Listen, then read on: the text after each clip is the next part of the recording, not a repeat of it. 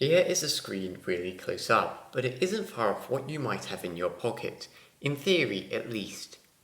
Each pixel on a modern screen is defined by a filter or a mixture of red, green and blue LEDs. With this screen, it's a bit easier to see how the image is made up. What you're here for is the chemistry, so let's look at what makes up those colours and zoom into the molecular scale. LEDs only emit a single frequency of light, which depends on the semiconductor inside the LED.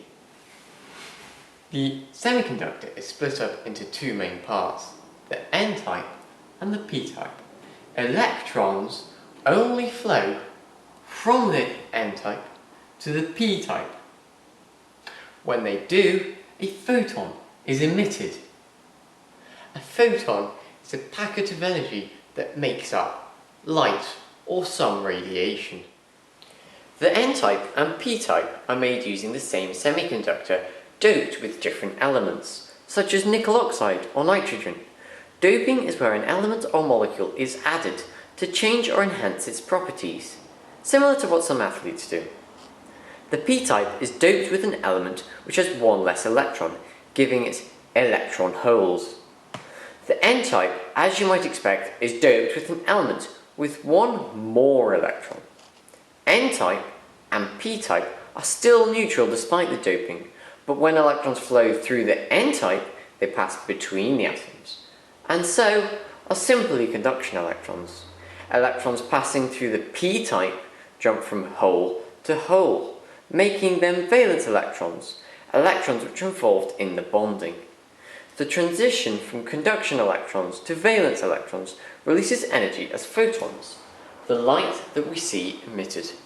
Here is an overview of an organic LED screen. The main sandwich structure is the same, but the P-type and N-type are made up of organic compounds such as poly-P-phenylene vinylene, PPV for short, an electroluminescent conductive polymer. This can conduct electricity quite well and act as a semiconductor would in a conventional LED. The dopant is an iridium complex IRMPPY3 and causes this particular LED to emit green light. Transition metal complexes such as this iridium complex are often used as dopants. The electrodes in OLEDs must be clear because the electrodes are above and below the electroluminescent conductive polymer. A commonly used material is indium tin oxide, which is conductive but expensive and fragile. Screens are just lights if you cannot control them, so to control them effectively, a transistor is put beneath each.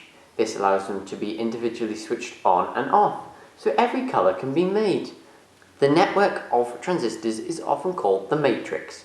Sounds rather sci-fi, doesn't it? This is where the name active matrix organic light-emitting diode, or more commonly AMOLED, comes from. We have covered the foundations of LEDs in screen technologies, with a focus on the chemistry behind it.